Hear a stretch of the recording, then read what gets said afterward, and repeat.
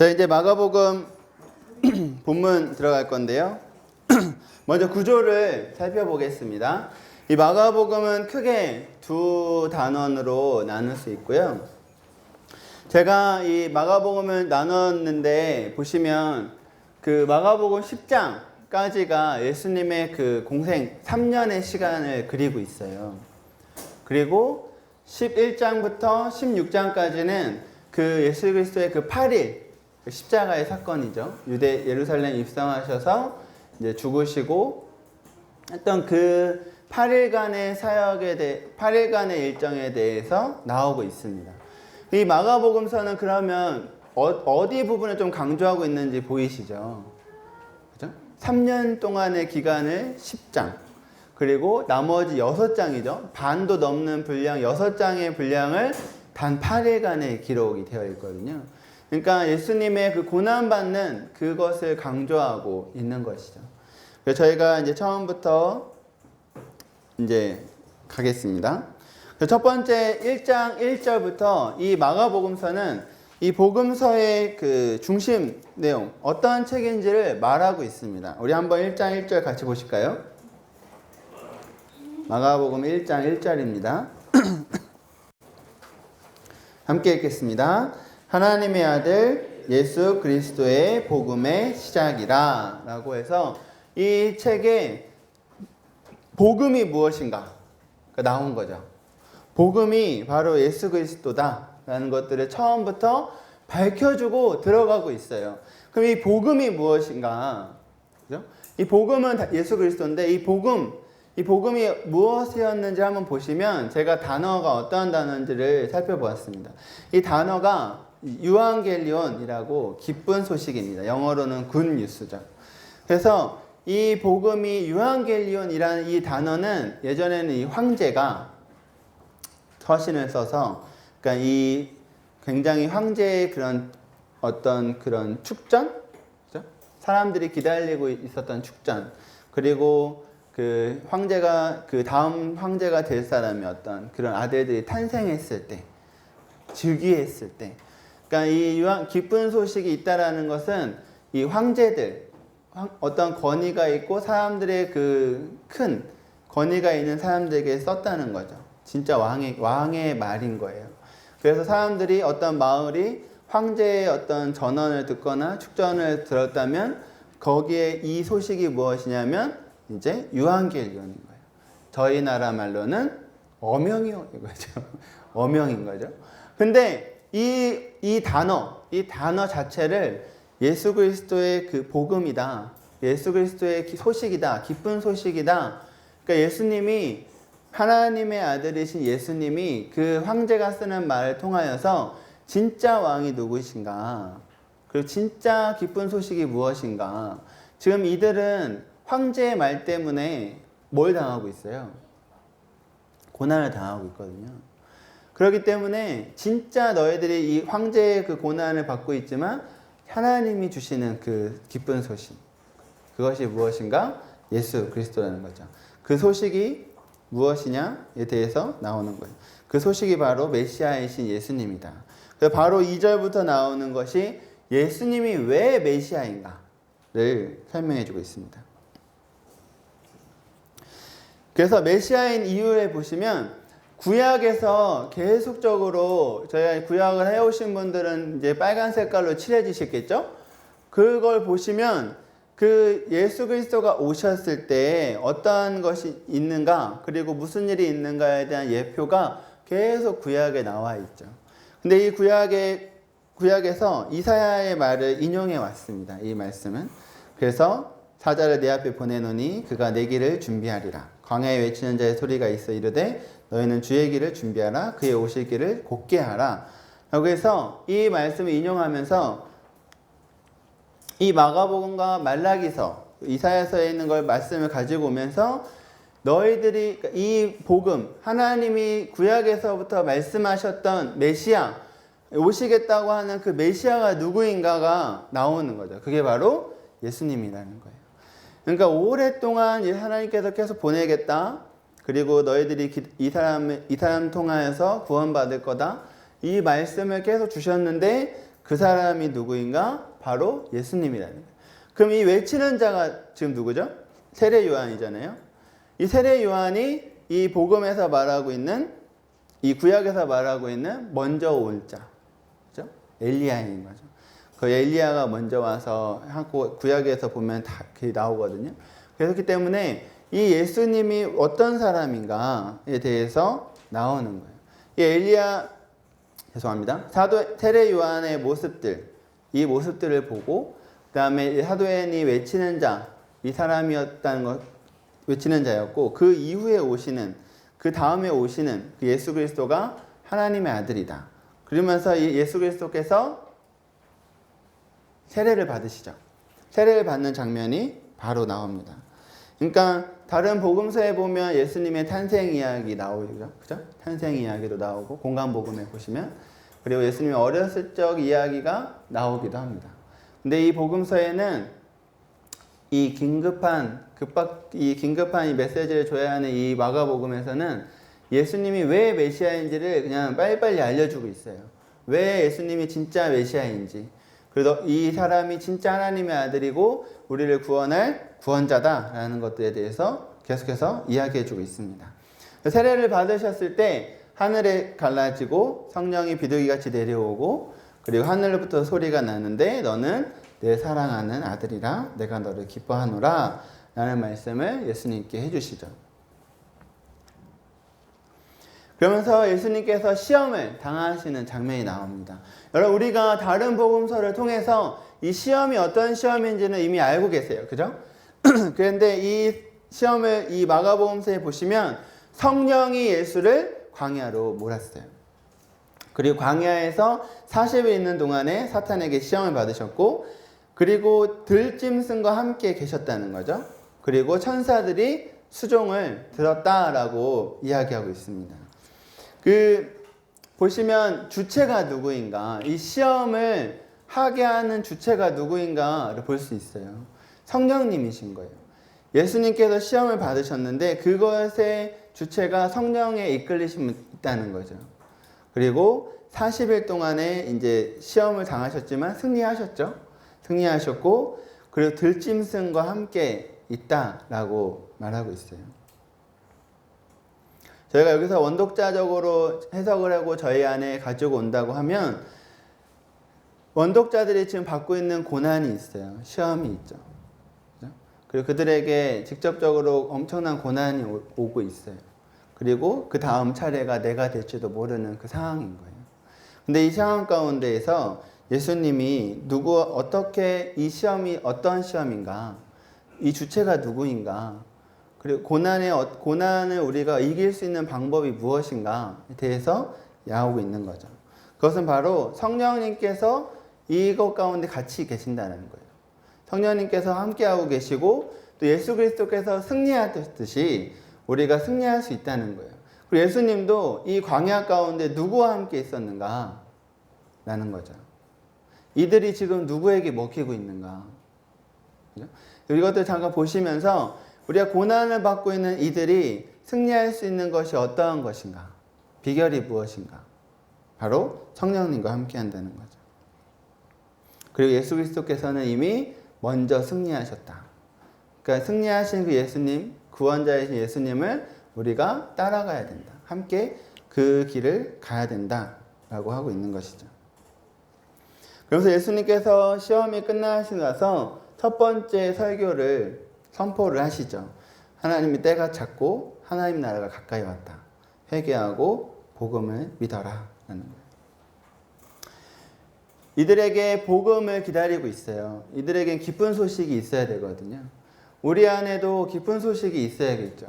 그것이 뭐냐면 하나님 나라가 가까이 왔다는 거예요. 여러분, 혹시 이 시대가 마지막 시대라고 믿으시죠? 믿으시나요? 내가 언제 죽을지 모르는 거 우리가 다 알고 계시잖아요. 그리고 우리가 이 시대가 마지막이라고 했던 저는 생각했었어요. 내가 이 시대가 마지막이라고 말하고 나도 어렸을 때 그 말 들었고 그죠? 제가 혹시 70세까지 살아있다라고 하면 거의 30년 뒤에도 내가 이 말을 또 할 거고, 그죠? 그리고 바울 시대에도 이 말씀은 곧 있었고, 그러면 도대체 이 마지막 시대는 무엇인가? 이걸 제가 많이 고민해 봤거든요. 저는 이 마지막 시대는 저의 삶인 것 같아요. 우리 한 번밖에 없는 인생이잖아요. 그러니까 우리는 늘 마지막에 그 시대를 살아가고 있는 거죠. 1초 1초가 늘 마지막인 거예요. 죄송합니다. 제가 젊은 사람 이런 말해서 죄송하지만 그렇게 저는 그 깨달음이 있었어요. 그래서 한순간 한순간이 왜 중요하고 소중한지를 제가 알았고, 그 순간순간마다 예수님의 마음과 하나님의 그 말씀 가운데 살아가야 되는구나를 알게 되었거든요. 그래서 하나님 나라가 가까이 왔다는 거예요. 그래서 이들에게도 너희들 하나님 나라 가까이 왔다. 기쁜 소식이죠. 하나님 나라가 가까이 와 있어요. 그래서 회개하고 이 복음을 믿으라는 거예요. 여러분, 이 믿음의 확신, 우리가 고난이 올 때, 흔들리는 마음이 있을 때, 우리가 정말 예수 그리스도가 저처럼 혹시 그런 고민이 혹시라도 나중에 생긴다라고 할 때, 그리고 이 고민 가운데, 고난 가운데, 힘듦 때문에 내가 정말 이 복음 앞에, 믿음 앞에 내가 반응할 수 없을 때 우리가 생각해야 되는 것이 바로 이 단어인 것 같아요. 하나님 나라가 가까이 왔다. 그죠? 그리고 우리가 그 마음이 들었을 때 바로 복음을 믿어야 되는 거예요. 복음은 한 번 들었다고 끝이 아닌 거죠. 이 복음의 말씀은 우리 하나님 말씀을 우리가 계속 보는 이유, 이 진리의 말씀을 계속 우리가 보는 이유, 복음은 교회 다니고 있다고 해서 필요 없는 게 아니거든요. 날마다 우리 안에 복음이 필요해요. 예수님이 필요하고요. 날마다 한 걸음 한 걸음 살아갈 때마다 예수님이 필요한 것이죠. 제가 강의가 작년까지만 해도 강의가 끝나면 한 달 그냥 쉬어버렸어요. 그러니까 몇 달 동안 막 계속 준비하다가, 제가 원래 공부를 잘 안 하는 사람이거든요. 근데 이거를 막 앉아서 10시간 막 앉아서 공부해야 되잖아요.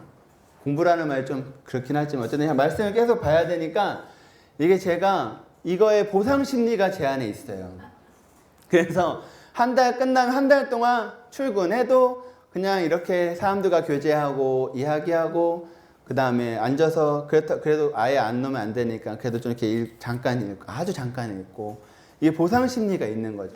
쉬었는데 제가 그때마다요 시험에 빠져요. 유혹이 들어오고.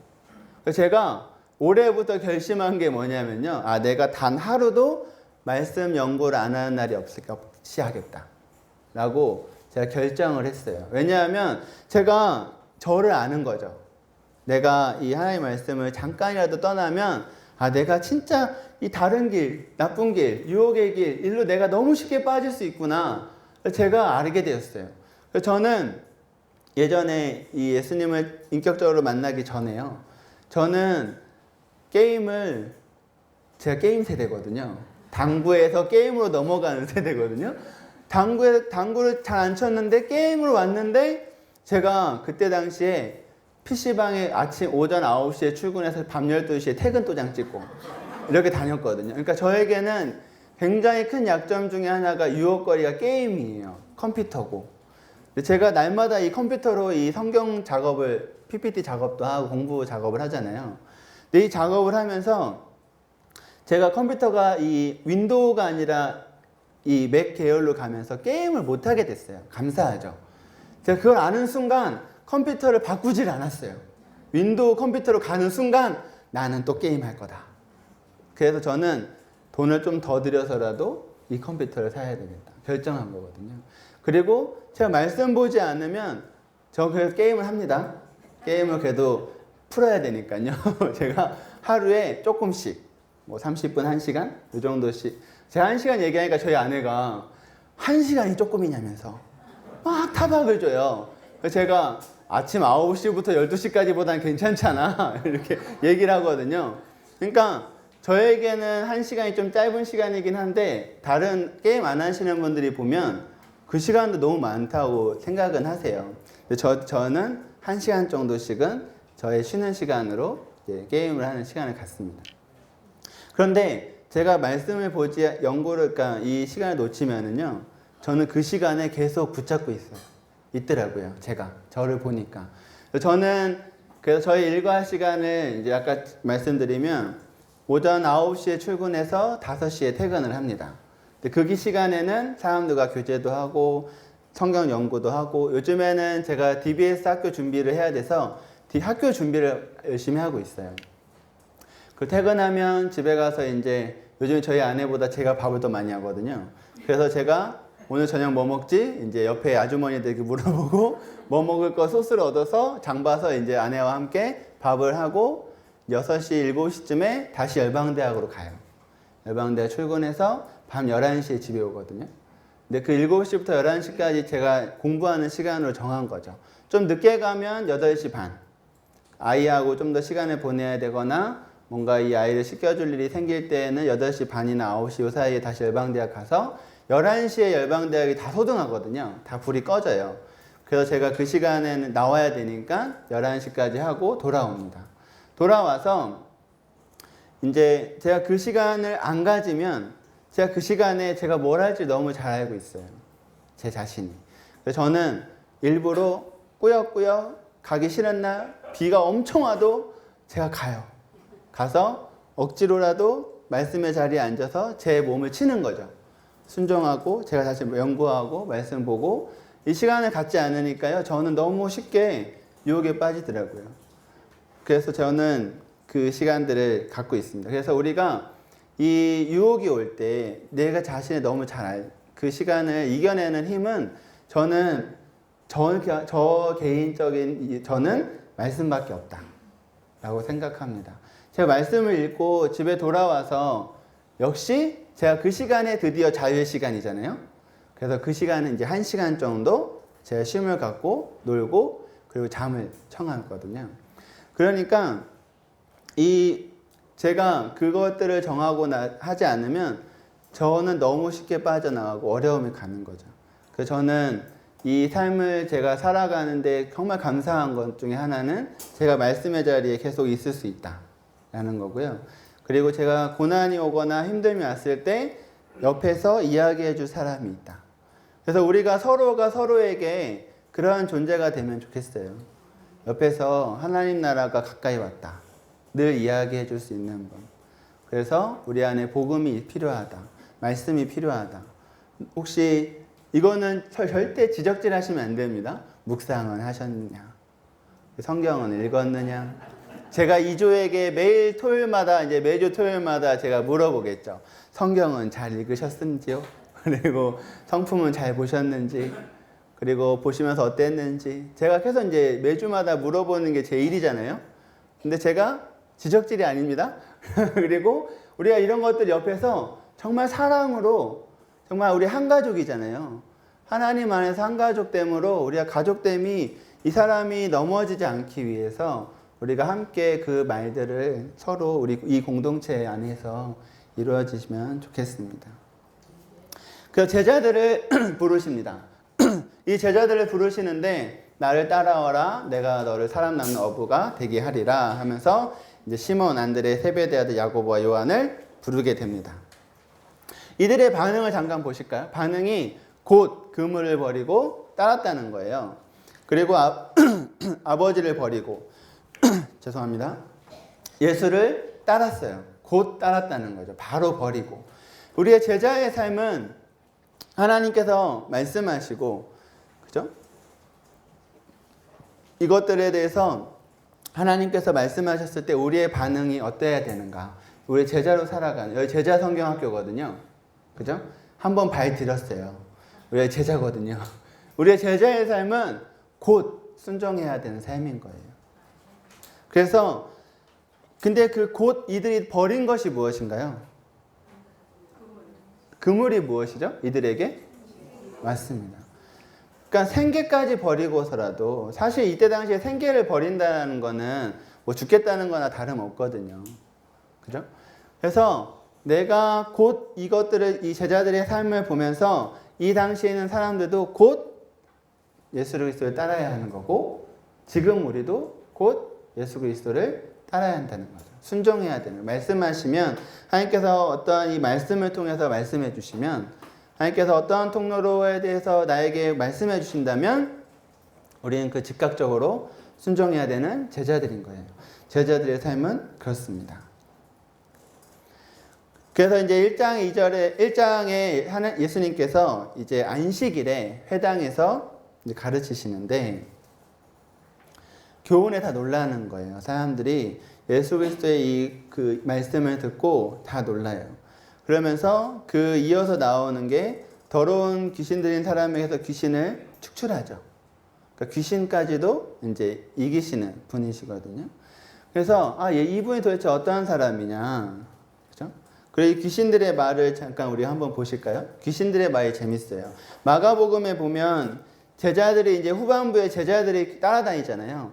근데 제자들은 계속 믿음 없는 말들을 해요. 계속 믿음이 없는데 이 귀신들이 너무나 잘 알고 있습니다. 우리 한번 보실까요? 24절입니다. 1장 24절에 보시면 나사렛 예수여 우리가 당신과 무슨 상관이 있나이까? 우리를 멸하러 왔나이까?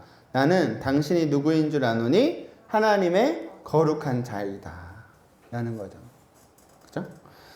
그래서 오히려 귀신은 명확하게 알고 있어요. 누구냐? 하나님의 아들이시다. 예수님은 하나님의 아들이시다. 이 복음서가 계속해서 예수님이 메시아인 것들을 1장에서 계속 말씀하고 있고 강조하고 있는 거죠. 저희는 이 말씀이 없어도 예수님이 메시아인 것에 대한 믿음의 확신이 있으시잖아요. 그죠? 그런데 저희가 말씀 안에서 또 정말 예수 그리스도가 우리의 구원자 되시는구나, 하나님의 아들이시구나를 명확하게 알 수 있는 것 같습니다. 그 이어서 나오는 장면도 동일한 메시지입니다. 저희가 그 한 가지 또 보시면, 근데 병든 자, 귀신 들린 자 32절에 보시면 이제 사람들이 나와요. 나오는데 언제 나오냐면 저물어 해질 때 나오죠. 저희가 이제 구약을 마치신 분들이 이거가 무슨 뜻인지 혹시 아실까요?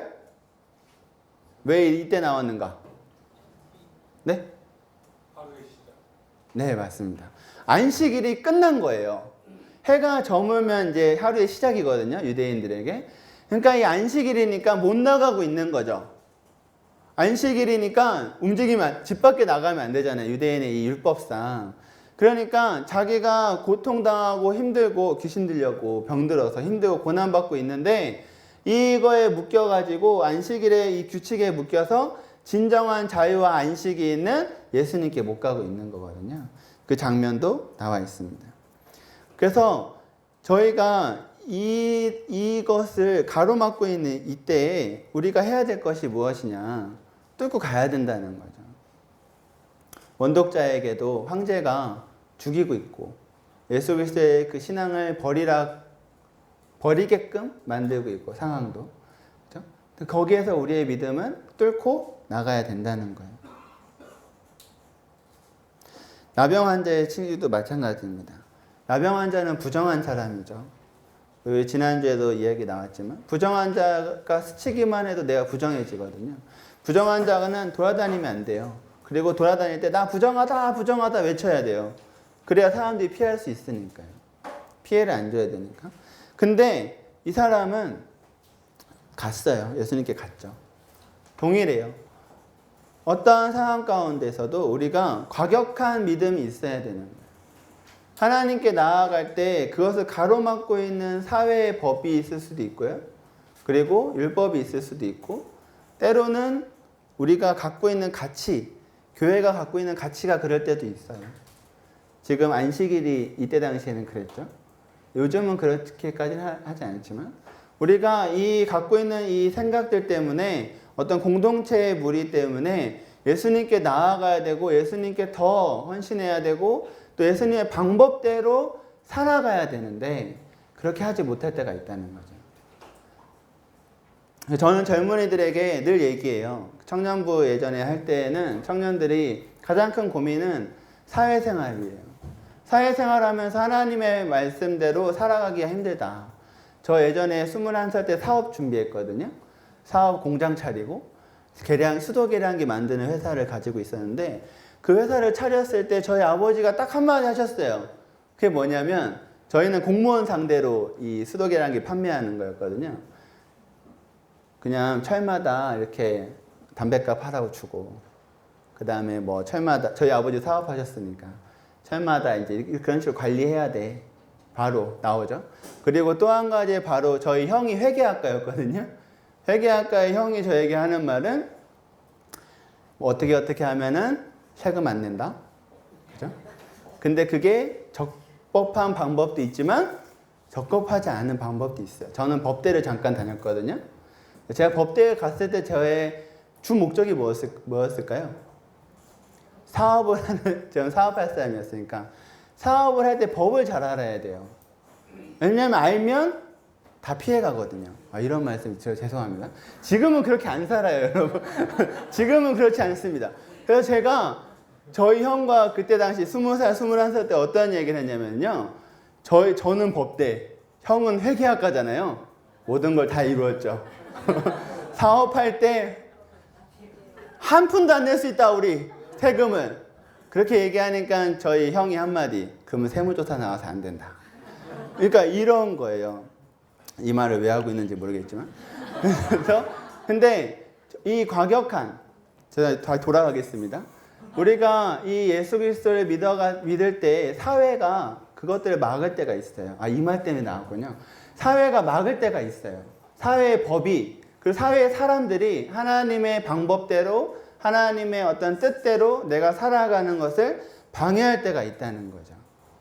그럴 때 우리가 어떤 선택을 해야 할 것인가? 우리가 복음 앞에 우리가 서야 된다는 거죠. 하나님 앞에, 예수 그리스도 앞에 어떻게 서야 되는가? 그것이 진정한 구원의 길이라고 마가복음은 이야기하고 있어요.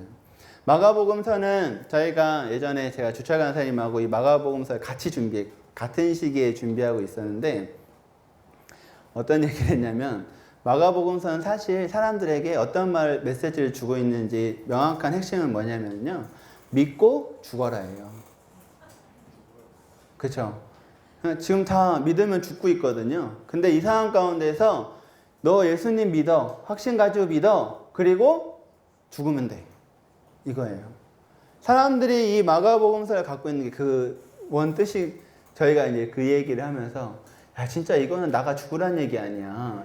그냥 이렇게 농담식으로 얘기하는데 진짜 그런 거죠. 예수님 믿으면 죽는 시대였으니까 예수님 복음을 확실히 빨리 확 믿어서 믿음의 확신 가지고 굳게 죽으면 되는 거예요. 그죠? 그럼 저희가 이 시대에 살고 있는 저희는요? 그죠? 저희도 마찬가지라 생각되어집니다. 저희도 이때 당시에 살고 있는 우리도 마찬가지. 그냥 예수님 믿고 혹시 사회가 나를 힘들게 할지라도 그것 때문에 내가 돈을 좀 덜 벌지라도 내가 그것 때문에 뭔가 손해를 많이 보더라도 우리가 하나님 방법대로 살아가는 것이 진짜 가치라는 거죠. 진짜 구원이고. 그것을 알고 행동하기가 정말 어렵긴 하지만요. 우리가 말씀 앞에 나를 계속 쓴다면은요, 그것이 기쁨이 돼요. 그러니까 손해보는 게 내 기쁨이 되고. 여러분, 저는 어떤 생각을 했냐면, 예전에 저희 집이 돈이 굉장히 많았거든요. 대전에서 저희 집을 다 알았어요. 사업하시는 분들은, 정치인들은 저희 집을 항상 매일같이 오시죠. 돈 달라고. 그러면 근데 저희 아버지가 예전 혹시 자민당 기억하시는 분들 계시죠? 거기 대전 위원장이셨어요. 26부터. 그러니까 영향력이 없지 않으시죠? 그러니까 계속 있어요. 근데 그런 집안이 한순간에 없어졌어요. 이제 망했어요. 그래가지고 망한 그 순간에 근데 그때 저희 모든 것이 다 스탑되고 그랬어요. 근데 지금 제가 가끔 가다가 생각을 해요. 그때 아빠가 11조만 나한테 조금씩 헌금해줬어도, 그러니까 모아놨어도 내가 편안하게 간사 생활을 하면서 해외 강의 갈 때마다 걱정 없이 간사님들 걱정할 때마다 갔다 오세요 이렇게 막 주고 막 이러고 해서 좋았을 텐데 라고 생각이 드는데요. 제가 그 생각에 요즘은 잘 안 하지만 그 생각의 끝에 가면 하나님 없는 그 돈 많은 지금 저는 하나님을 잘 믿게 됐어요. 예수님을 잘 믿게 되고 헌신도 하게 되고 정말 이 생각이나 가치가 그걸로 다 바뀌었어요. 그래서 저는 지금 그냥 예전에 그게 왔으면 지금의 저였을까요? 생각이? 그렇지 않아요. 저는 돈을 굉장히 좋아했던 사람이에요. 저도 몰랐어요. 저도 나는 그런 사람이 아니라고 생각했거든요. 근데 돈이 없어지고 나니까 그랬던 사람이더라고요. 저는 돈을 굉장히 좋아해요. 그래서 제 안에 돈을 굉장히 모아요. 모아가지고 요즘은 뭐 모으진 않지만 모으면 그거를 저희 가족에게 이제 막 사채로 가족에게 10만 원 빌려주고 12만 원을 돌려받고 막 근데 이 12만 원 돌려받는 기간이 일주일밖에 안 됩니다. 엄청난 고리대금업자였죠. 초등학생 때부터 막 그랬거든요. 그러고 나서 막 이렇게 살아왔는데 제가 그 안에서 그 가치대로 제가 살아갔다라면 사업하고 계속 그 가치대로 살아갔다라면 지금의 저의 생각이 있지 않겠죠. 물론 하나님이 어떠한 계기를 통해서 그 계기를 주셨을 수도 있어요. 근데 그거는 불확실한 미래죠. 지금 저의 생각과는 다른. 그래서 저는 저희 아버지가 망하고 예수를 믿으셨어요. 네, 아버지께서 저 유학 보내놓고 예수님을 믿었는데 믿자마자 6개월 만에 망했어요. 그러니까 저희 아버지 안에 조금 뭐 이게 있을 수 있겠죠. 예수를 믿었더니 망했다. 근데 감사하게 아버지 안에 그 생각이 안 들어왔어요. 하나님께서 지키셨어요. 그리고 아버지가 그해 바로 교회에서 하는 DTS를 받으신 거예요. 그러더니 바로 이제 해외에 가서 DTS 정식을 받으시고 교회에서 DTS 섬기시고 하시다가 장로가 되면 선교사로 헌신하겠다. 지금은 해외에 나가 계십니다. 그래서 저는 저는 굉장히 감사한 일로 계속 가요. 그래서 저희 집 망한 것도 감사하고 그 망한 걸 통해서 우리 아버지께서 지금은 이제 아이들을 돌보시면서 선교사 자녀들도 돌보시고 그 나라 아이들도 돌보시는 이 일까지 하면서 하나님의 앞에 순종하시는 그 삶을 살게 되셨고 저 또한 우연한 계기로 DTS 가서 받고 하나님께 더 헌신하고 이 안에 내 삶을 드려야 되겠다 말씀하셔서 제가 결정하고 같이 하나님 앞에 순종하면서 이 길을 가고 있는 이것은 다 그것 때문에 그렇다 생각하거든요. 그래서 저는 당당하게까지는 아니지만 그것보다 하나님을 선택하는 삶이 더 행복하다.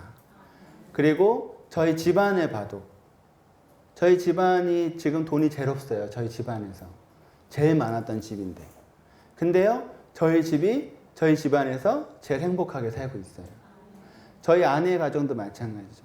아내 가정도 이제 장모님이 이제 3년 전에 돌아가셨는데 늘 걱정은 저희가 아니라 동생네예요. 동생네는 돈 벌고 있고요. 물론 빚이 많았었지만 그 걱정거리가 많았죠. 근데 저희는요. 쟤네들은 돈도 안 버는데 걱정을 안 하세요. 우리 좀 걱정해주면 좋겠는데. 뭐 쟤네들은 잘 살고 이렇게 말씀하시는 거예요. 걱정 좀 해주시지. 물론 걱정하셨겠죠. 근데 저희가 봐도 저희의 삶이 돈은 없어요. 물질은 훨씬 없어요. 저희 아이가 이제는 조금씩 돈을 알게 됐어요. 7살짜리인데. 그리고 집이 넓고 좁은 거를 조금씩 알게 됐어요. 저희 형네 아파트, 저희 형이 이제 그러니까 부자는 아니지만 요즘은 대형 평수가 더 싸다고 하더라고요. 전세가. 그래서 대형 평수에 가 있는데 이제 갑자기 지난번에는 부럽다고 이 말을 하기 시작한 거예요. 그런데 제가 느끼는 거는 우리 가정이 더 행복하게 살고 있어요. 그러니까 행복의 기준이 재정이 아닌 것을 저는 이제 몸소 체험하고 있거든요. 그런데 그래서 제가 이야기할 수 있는 거는 그건 거예요. 하나님을 선택하셔라. 예수님을 선택하셔라. 고난이 와도 이것 때문에 힘듦이 와도 어려움이 와도 예수님을 선택하는 삶이 더 기쁘고 행복한 삶이다. 라고 저는 말씀드릴 수 있을 것 같아요. 저에게 하나님께서 행하듯이 우리 모두에게 그렇게 행하실 것을 확신하기 때문에 그렇습니다. 그럼 새 교훈이 왔다라고 이제 2장부터 말씀하고 있습니다. 이 새 교훈, 새 술은 새 부대에, 그죠? 우리가 그 치유에 보면 중풍병자를 치유하고 손 마른 사람을 치유하는 이 장면이 그 안식일에 손 마른 자를 치유하셨고 중풍병자 데려오고 그다음에 이런 거 이야기하셨을 때 죄사함 질병을 치유해 주셨는데 죄사함에 대해서 이야기하시고, 그렇죠? 그래서 이 유대인들이 이거에 대한 거부 반응들이 계속 일어나고 있는 것들을 보여주고 있습니다. 그러면서 세리와 죄인들과 함께 예수님께서 식사하는 장면, 그리고 안식일에 또 안식일에 제자들이 계속 일들을 벌이죠. 이삭을 잘라 먹기도 하고, 이 이삭을 잘라 먹는 게 유대 법에 금지가 돼 있거든요. 안식일에 일하는 거니까요. 그러면서 이 마지막 금식 논쟁 그 과정 가운데에서 낡은 것, 그 낡은 가죽 부대, 그리고 이제 새 것, 새 부대와 새 포도주가 이야기가 말씀이 나오시죠.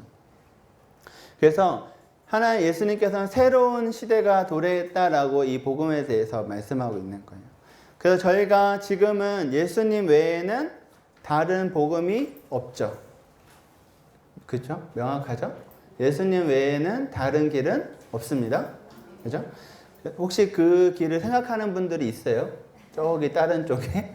그리고 막 이렇게 모임 중에 막 섞여 있거든요? 가끔 가다 강의할 때 한 번씩 이렇게 얘기해 줘야 돼. 나가라고. 혹시 다른 길을 생각하시는 분이 있다라면 나가시면 됩니다. 여기 계시면 안 돼요.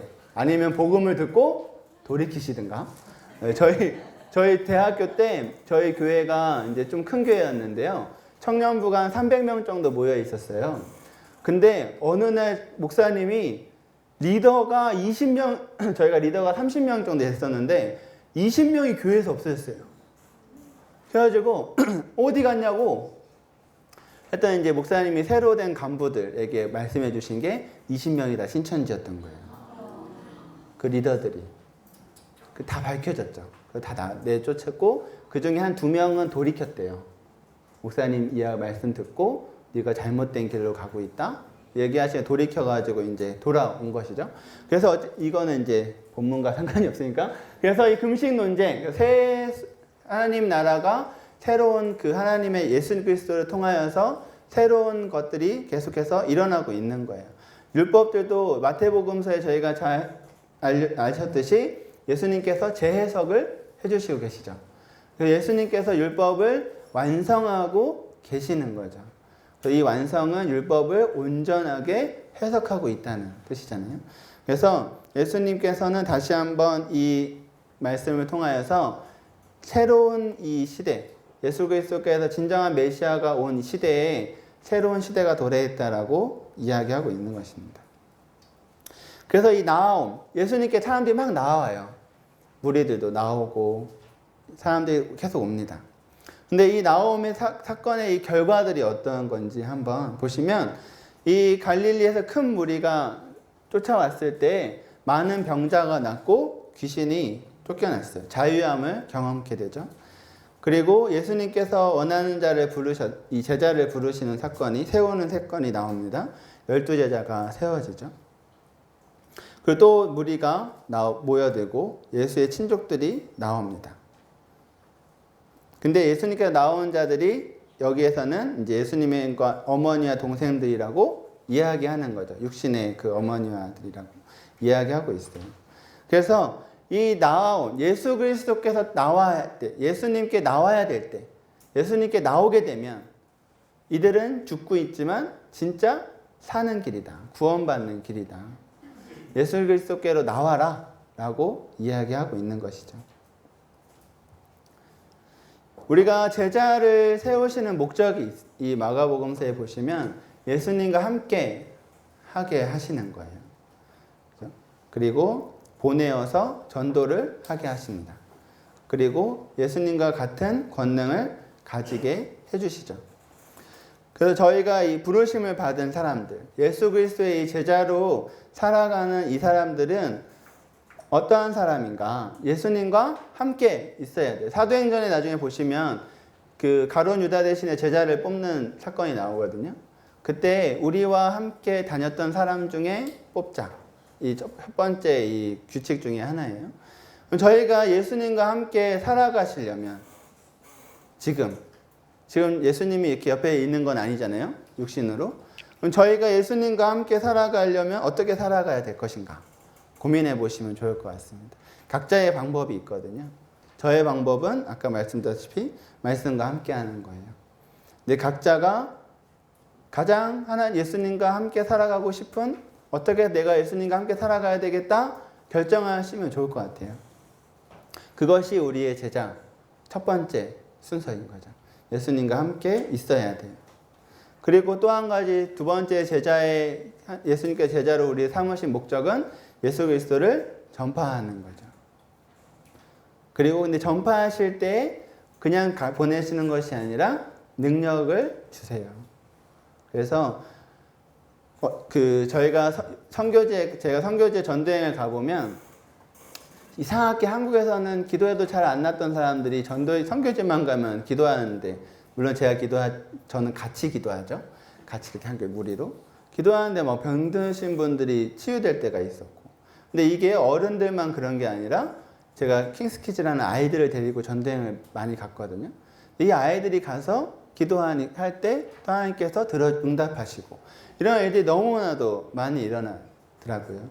그래서 우리가 예수 그리스도의 말씀을 전파하고 또 하나님의 그 예수 그리스도를 드러내는 그 일들을 행하실 때 하나님께서 성령님의 그 도우심으로 우리가 그 권능을 같이 역사가 우리 안에 나타내 줄 수 있는 것이죠.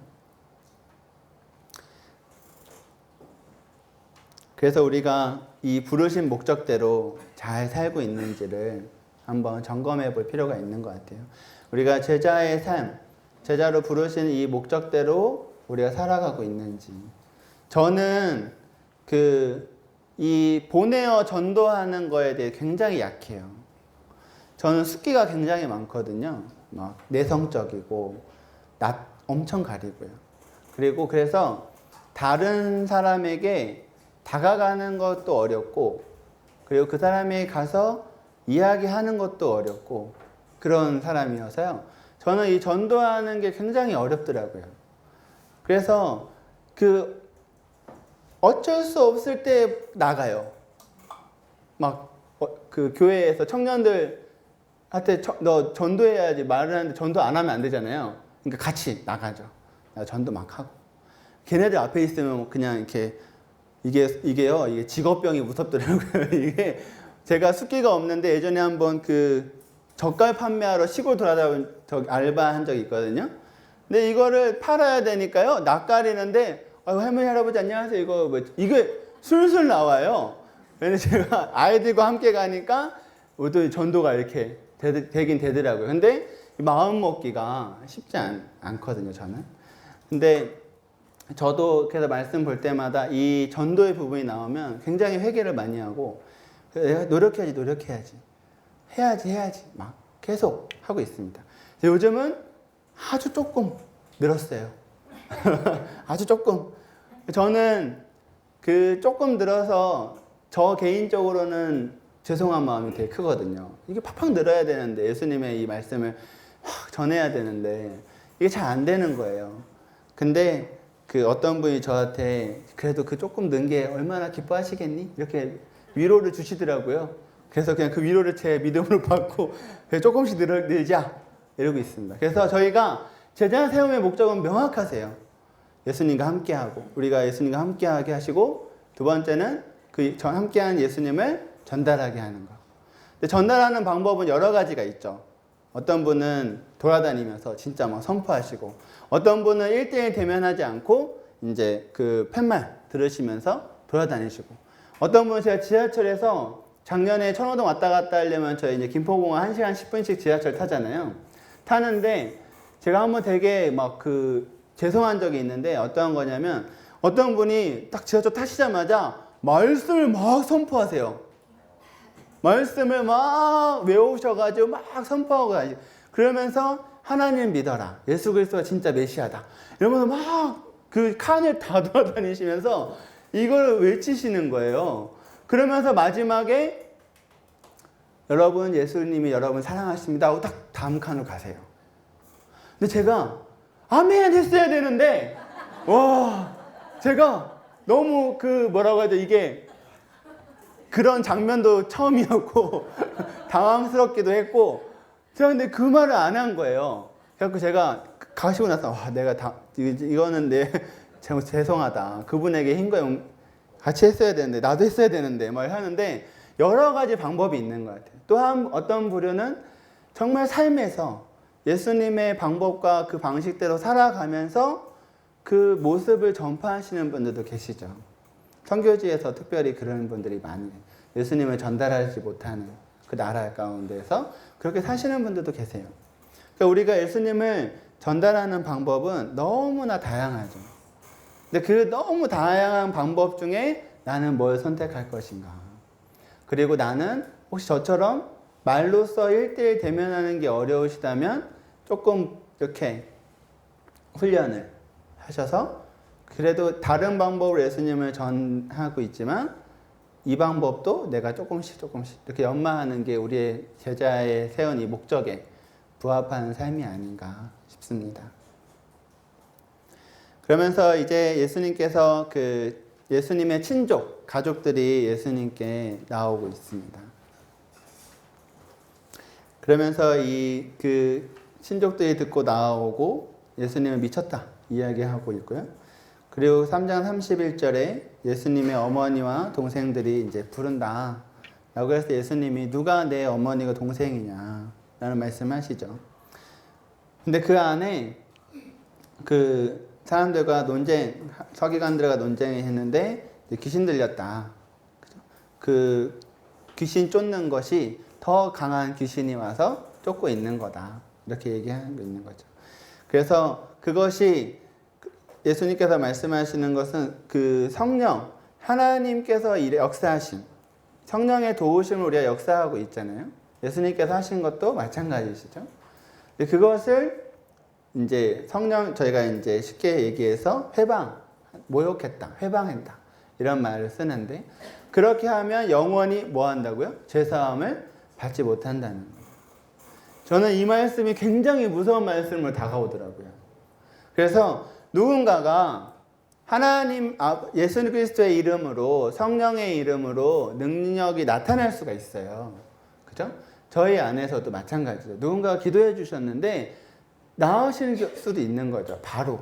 아니면 계속해서 기도하는 가운데 시간은 걸려도 계속 같이 기도하면서 그 병이 치유가 될 수도 있는 거죠.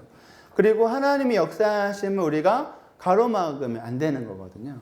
근데 자칫 우리가 생각할 때 그것을 가로막는 생각들이 우리 안에 들어올 때가 있어요.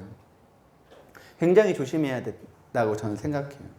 성령의 역사하심, 하나님의 역사하심을 우리가 그냥 보았는데 아니면 들었는데 그것을 뭐 우연히 그랬겠지. 뭐 병원 다니셨잖아, 병원. 그죠? 저도 예전에 잠깐 헷갈린 게 뭐냐면 내가 기도는 했는데 병원을 데리고 가야 되나 말아야 되나 이 고민을 잠깐 한 적이 있어요. 왜냐하면 이제 기도했는데 이 생각했는데 이제 그건 잘못됐다고 생각하고 있지만 근데 제가 기도하고 병원에 데리고 가서 나았어요. 예를 들어서 약 먹고 나았단 말이죠.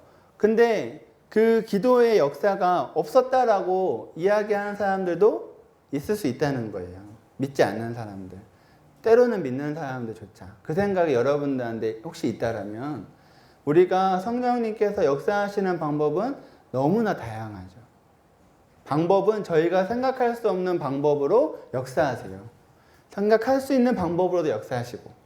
그래서 우리가 하나님께서 하시는 그 일들을 우리가 좀 막지 않으시면 좋겠고 인정하시면 좋겠고 그거에 감사하시면 좋겠습니다. 그리고 이 말씀에 보시면 좀 더 확대해서 보시면 그 육신적인 가족들이 방문하고 있어요. 그 가운데 성령을 해방한 사람들 아까 저희가 좀 전에 본 말씀이 있죠. 근데 그 위에 저희가 약간 이 구절을 보시면 그 하나님 나라에 속한 사람들이 감싸고 있고요. 그러니까 누가 하나님 나라에 속한 사람들이냐 이거예요. 여러분 육신의 가족, 예수님의 육신의 가족들이 내부인이었을까요? 외부인이었을까요? 하나님 나라 안에서. 이때 당시에요. 내부인이요? 외부인이. 이들은 예수님을 지금 이 당시에 이때입니다. 예수님 돌아가시 전이니까요. 이때는 믿지 않았어요. 그죠? 그리고 그 하나님 나라에 부적합한 사람들은 계속해서 하나님을, 예수님의 그 역사하심의 이런 것들을 계속 거부하고 있는 사람들이죠. 우리가 하나님 나라 안에 있는 사람들, 우리가 이 내부인이 돼야 되잖아요. 그죠? 이 내부인이 어떻게 돼야 되는가? 하나님의 뜻대로 행하는 사람들이에요. 위에는 제자들을 부르셨거든요. 그래서 우리는 하나님의 말씀의 그 뜻대로 살아가는 제자들인 거죠. 그래서 그것이 우리가 진정한 하나님 나라 안에 있는 백성들이고 사람들인 것이죠. 그러면서 이어서 바로 어떤 말씀이 나오냐면 씨 뿌리는 비유에 나옵니다. 어떤 밭의 사람이 내부인인가? 하나님 나라의 백성인가? 하나님 나라의 제자인, 예수님의 제자인가? 어떤 밭에 있는 사람이겠죠? 좋은 땅의 밭이겠죠. 그래서 우리가 이 말씀을 좀 잠깐 보시면 그 마가복음과 마태복음과 누가복음을 잠깐 제가 비교했어요. 그 좋은 결실, 씨 뿌리는 비유가 다 같이 나오거든요. 그런데 마태복음에서는 이 듣고 깨달아야 돼요. 그죠? 유대인들이니까 이미 하나님을 알고 있거든요. 예수 그리스도가 메시아인 것을 듣고 깨달아야 돼요. 마가복음에서는요, 받고 바로 결실을 맺어야 돼요. 그러니까 말씀을 바로 먹고 결실이니까 듣자마자 믿음이 있어야 되는 거예요. 그 누가복음에서는 인내로 결실을 이루어야 됩니다. 누가복음에서는 이제 복음을 쭉 설명하고 있는 내용이거든요. 그 사람에게, 공동체에게. 그래서 이 마가복음에서는 즉각적인 믿음의 반응을 중요하게 생각하고 있다는 거죠. 그래서 고난 가운데 필요한 거는 무엇인가요? 즉각적인 반응인 거예요. 스피드. 그죠? 우리가 필요하죠. 스피드가 필요할 때가 있는 거예요. 그래서 우리가 고난이 오거나 어떤 힘듦이 오거나 유혹이 오거나 저희 때 생각해 보면 유혹이 오거나 어떤 힘든 상황이 오거나 뭔가 이렇게 올 때에 우리에게 즉각적인 반응이 무엇일까요? 믿음의 고백인 것이죠. 그 자리에서 믿음의 고백을 하시는 거예요. 그 믿음의 고백을 통해서 저희가 다시 한번 일어설 수 있고요. 다시 한번 하나님 앞에 나아갈 수 있습니다. 근데 그 믿음의 고백조차 하기 힘든 상황일 때는요, 같이 함께하는 공동체에 나누시면 좋을 것 같아요. 우리 하나님께서는요, 저희 제자들의 삶은 공동체예요. 저희가 초대교회 이 공동체가 유지되고 있었던, 그리고 이때 이 고난 가운데 이겨나갈 수 있는 힘은 공동체였다고 생각합니다. 초대교회에는 사람들이 수많은 오해도 있었고, 그죠? 유대인들의 핍박도 있었고요. 그리고 이 여러 가지 힘듦이 있었을 거예요. 그리고 나중에 서신서 가면 계속 배우시게 될 거예요. 그 사람들이 어떻게 힘들게 살아왔는지, 그들이 왜 힘든지, 역사적인 배경들을 통해서 계속 배우실 건데, 그들이 그 삶을 살 수 있는 이유는요, 매일 밤 모였다는 거죠. 떡을 떼고 나누고, 그래서 자기의 이야기를 하고, 다시 한번 믿음을 점검하고, 같이 믿음을 점검하고, 세워나가고, 기도하고. 제가 어느 날 그 영화를 한 편 본 적이 있습니다. 영화를 봤는데요, 오순절 성령의 역사가 일어나는 영화예요. 기독교 영화인데, 제가 저 사람이 이제 모여서 떡을 다 이제 그때 역사 일어나기 때문에 매일 밤 모이니까 모여서 이제 음식을 나누고 먹기 전에 이제 기도를 딱 먹고 이제 기도를 했나? 기도하기 전에 먹기 전에 기도했는데 딱 기도하는데요. 그 기도가 주기도문인 거예요. 예수님이 가르쳐 주신 기도. 그래서 제가 그걸 보면서 첫 번째 충격은 그래, 저 사람들에게 기도는 저거 했겠구나. 예수님이 가르쳐 준 기도. 저희는 여러 가지 기도를 막 많이 하고 계시죠? 다양한 기도들 막 하고 있는데, 그 예수님이 가르쳐 줬는데 저거 기도해야지 뭘 기도하겠어, 이 생각이 확 들어오더라고요. 그리고 그 기도의 자리 가운데 그 보면서 이 사람들이 모든 일들이 끝나고 모여서 그 음식을 떼고 기도하고 그 하나님의 예수 그리스도의 말씀을 나누고 이러한 모습들을 보면서 이들이 버티고 이 사회에서 살아갈 수 있었던 이유가 공동체였구나. 여러분, 우리가 힘든 상황이 있으면요, 나눠야 됩니다. 함께하는 자들에게 나누고요. 함께 하시는 분들에게 기도 요청도 하시고, 내가 기도할지 못하더라도 우리가 그 주변에 있는 그 우리 공동체의 힘으로 일어설 수 있어요. 공동체가 그래서 굉장히 중요하다고 생각합니다.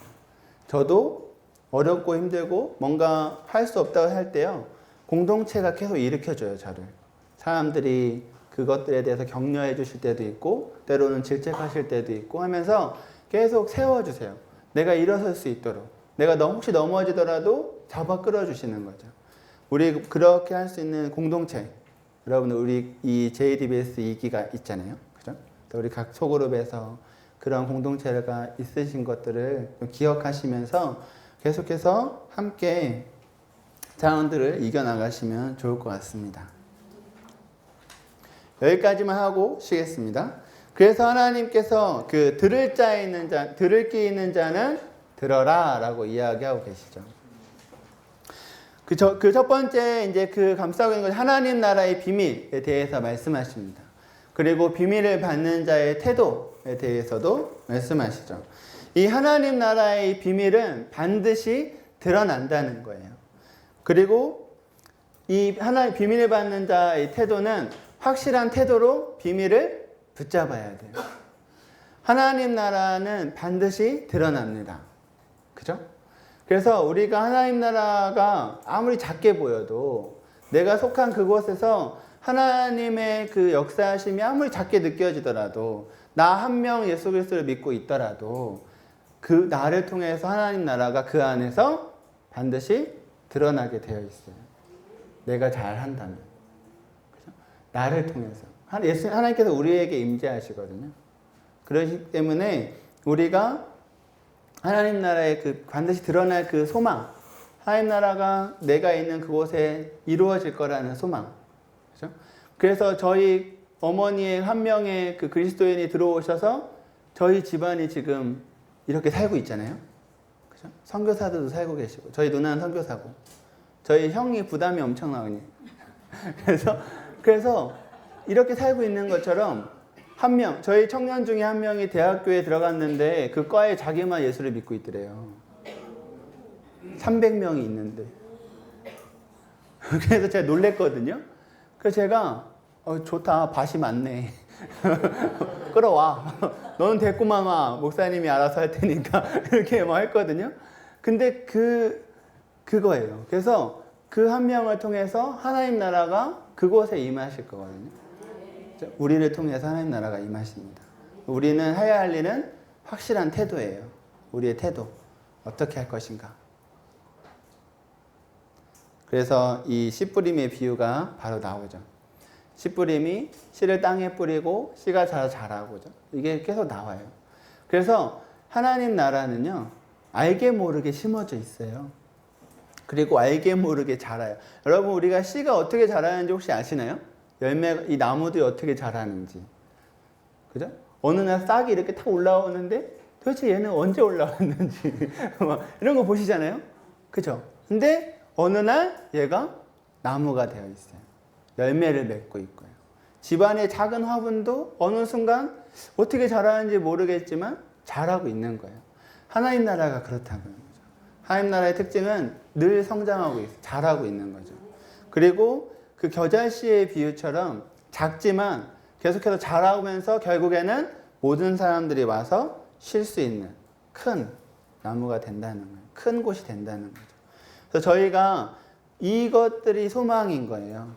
내가 그 삶 가운데에서, 그 현장 가운데에서 어떤 어려움, 힘듦, 고난, 예수를 믿기 때문에 내가 받아야 되는 힘듦이 있더라도 우리가 나를 통해서 하나님이 임하셔서 그곳이 하나님 나라가 자랄 거거든요. 계속해서 자라고, 그럼 그 자란 그곳이 계속 커지겠죠. 하나님 나라는 그렇게 계속해서 자라고 있습니다. 여러분이 속한 그곳에서 매일 자라고 있어요. 계속해서 커지고 있고요. 저 안에도 계속 커지고 있고요. 신앙은 점점점 계속 커지는 것 같아요. 이 믿음이 점점점 커지는 것 같아요. 근데 믿음은 작아질 수 없어요. 계속 하나님 나라는 성장하거든요. 우리의 그 확실한 태도를 그래서 가져가야 됩니다. 그런데 제가 파란 글씨로 써놓은 것은 하나님 나라의 때가 있다는 거예요. 계속해서 자라요. 그죠? 하나님 나라는 계속 성장할 거예요. 그래서 이 땅에 지금 교회가 굉장히 어렵죠. 그죠? 기독교인들에 대한 욕도 많이 있어요. 제가 댓글을 읽을 때마다 이제 반박하고 싶은 글이 굉장히 많아요. 그리고 어려움이 있어요. 우리가 그렇게 살지 못한 부분도 분명히 있지만 어쨌든 우리 안에 기독교인으로 살아가는 삶에 그것도 계속 어려움이 있어요. 정치적으로도 이제 어려움이 오기 시작할 거예요. 선진국들을 보면 우리가 선진국이 돼가고 있잖아요. 이미 됐지만 더 될 거잖아요. 그러면 그들의 이미 역사를 한번 보시죠. 그죠? 영국 같은 경우는 이미 역차별 받고 있어요. 거기는 그 교회가 이미 이슬람으로 많이 넘어갔고요. 제가 뉴스를 본 건 학교 선생님인데 히잡 쓰는 건 괜찮고 십자가 목걸이 하는 건 안 된대요. 종교적 차별이라고. 그걸 십자가 맨 사람한테만 그런대요. 그죠? 미국에서 몇 년 전에 신문 났죠. 나 동성애자들한테 그 동성애 결혼식 하는 케이크 안 만들어 줄 거라고. 그랬더니 바로 고소해서 엄청난 벌금 때렸잖아요. 이런 시대가 올 수도 있어요. 저희 나라에도. 안 오면 좋겠지만. 그것 때문에 싸우시는 분들이 많이 있죠. 그거 싸우고 계시거든요. 그런데 그럴지라도 그래서 영국이나 이런 모든 나라들이 하나님 나라가 없어 보이는 것 같고 너무 작은 것 같아도요. 하나님 나라는 계속해서 성장하고 있어요. 그 안에서도. 중국에서도요. 핍박받고 있지만 계속 성장하고 있잖아요. 베트남 갔더니 베트남 교회가 베트남도 핍박받고 있대요. 교회를 못하게 한대요. 그런데 거기에서도 성장하고 있어요. 그런데 때가 닥칠 때가 있죠. 닥칠 때가 있어요. 예수님이 오시면 끝이에요.